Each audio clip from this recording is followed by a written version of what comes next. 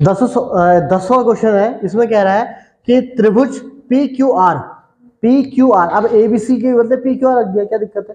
P Q R में जिसका कोण क्यू समकोण है, यानी क्यू जो कोण होगा ना, आप पी क्यू आर बनाओगे तो क्यू पे 90 डिग्री समकोण बनाओगे, ठीक है। और P R plus Q are बराबर 25 और पी क्यू बराबर 5 सेंटीमीटर है। तो आपको क्या निकालना है, साइन पी, कॉस पी और टेन पी, ठीक। अब मेरी बात समझो ना, जब मैं इसका डायग्राम बनाया, मैंने जो जितनी जानकारी मुझे दी थी मैंने उसका डायग्राम बनाया, तो क्यू पे समकोण बना दिया, पी और आर इधर रहेंगे, है ना।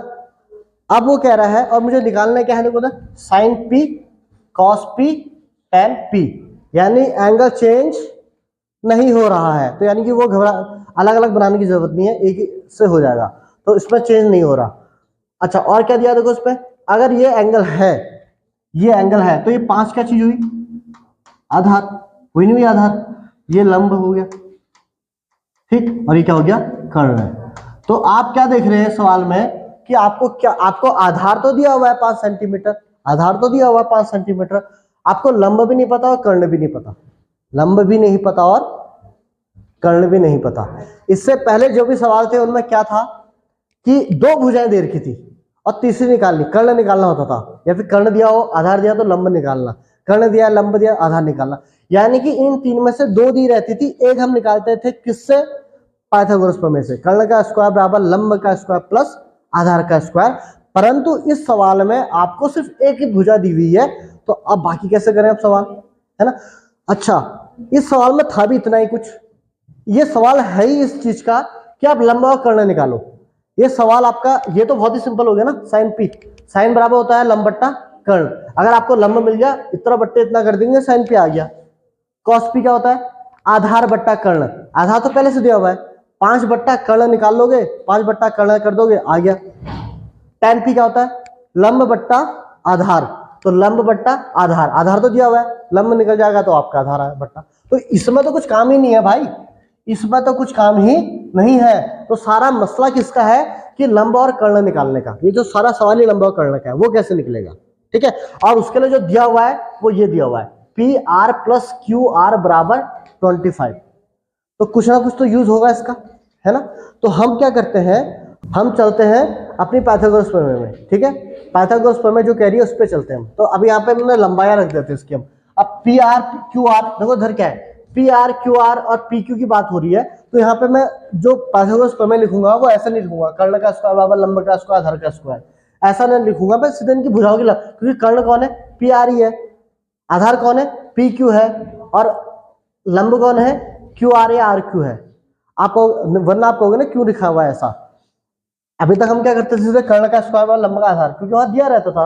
अब यहाँ पे हमको ये इससे सॉल्व करना है, तो मुझे ये चीजें रखनी है, इसलिए मैं जो फॉर्मूला है उसको भी ऐसे लिख देता हूं। तो मैं ऐसे क्या लिखूंगा, कर्ण, तो कर्ण हो गया मेरा पी आर, कर्ण का स्क्वायर बराबर लंब, लंब को मैं क्या लिख देता हूं, क्यू आर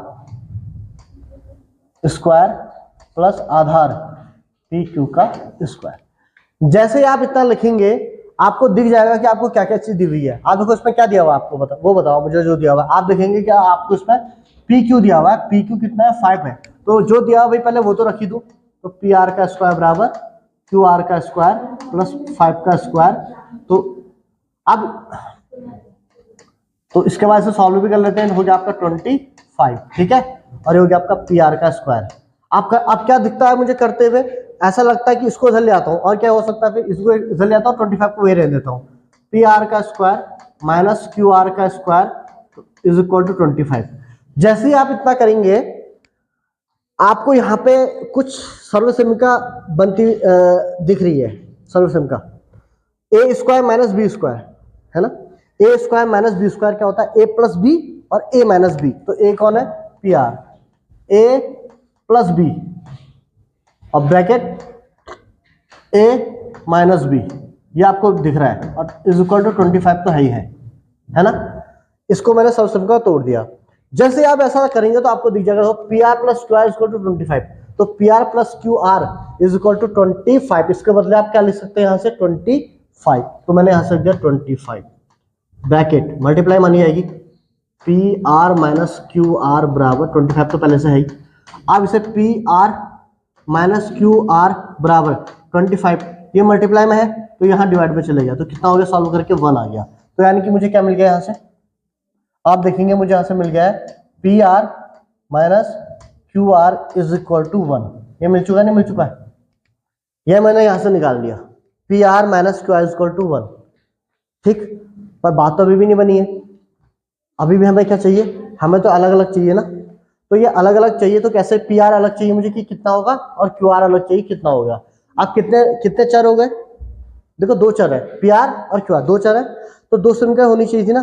तो एक तो मुझे दे रखी थी, एक दे रखी थी, उसी समीकरण का यूज हमने यहाँ भी किया और मैंने एक दूसरी और समीकरण बना दी। तो आप मेरे पास 2 समीकरण हो गई है, P R plus Q are ये, और एक ये जो अभी निकाली आपने, और एक पैर। इन दोनों समीकरणों को मैं सॉल्व करूंगा, समीकरण को सॉल्व करके, ये देखो ये मैंने पहले वाली समीकरण लिख दी, इनको जब मैं सॉल्व करूंगा ऐड करूंगा तो मेरा 2 P R is equal to 26 हो गया।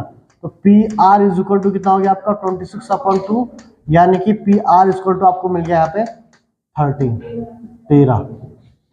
मजा आया नहीं आया, पी आर 2 में मल्टीप्लाई डिवाइड में चल गया, पी आर कितना मिल गया आपको 13 मिल चुका है। तो पी आर यानी कि जो कर्ण था वो कितना मिल गया आपको 13। ठीक, आप क्या निकालना है, पी आर निकल गया, क्यू आर निकालना है, तो वही है, इसका मान किसी भी समीकरण में रख दो, पहली या दूसरी, ऐसे करते थे ना 2 चर वाले रेखीय समीकरण, एक्स वाई वाले, X plus Y X minus Y, वही सवाल है 2 चर वाले रेखीय समीकरण।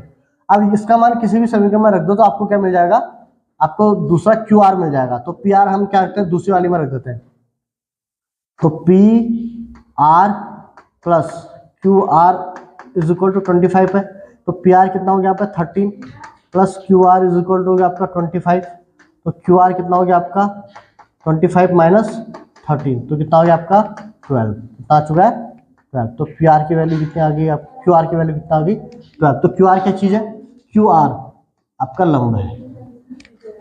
तो देखा आपने, आपने जो चीज सवाल में दी थी ये P R plus Q are, इसका प्रयोग कर आपने पाइथागोरस प्रमेय लगाई, उसमें प्रयोग करके आपने एक दूसरी समीकरण और बना दी, क्योंकि ये एक ही समीकरण है, P R plus Q R equal to 25, इससे ना पी आर निकल पाएगा ना क्यू आर निकल पाएगा।